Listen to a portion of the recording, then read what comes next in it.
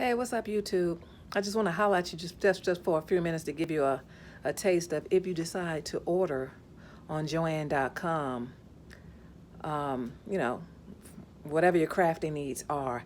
This is how they send out their orders, like real bogus. Who puts the invoice on the outside of the packaging?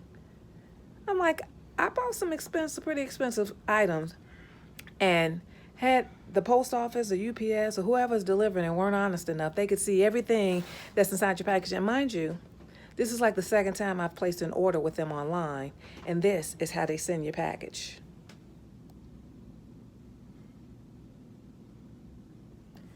So everything that's inside this box is on the outside. So anybody can see, what you got inside your package, which makes no kind of sense to me. But hey, what do I know?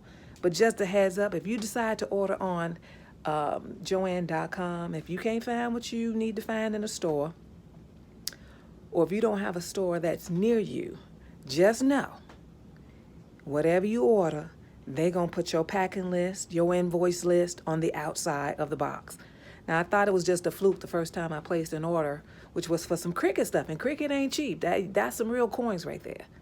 So they put it on the outside of the packaging, brown box, of course, but still, like, I don't want nobody to know what's inside my package. Who does that? So Joanne.com, if y'all got any people online doing y'all social media stuff, y'all need to get that corrected immediately. Like, that's bogus.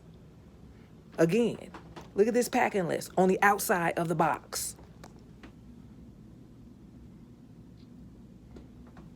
So everything that's in my package is on the outside, showing everybody what's in there, what I'm getting.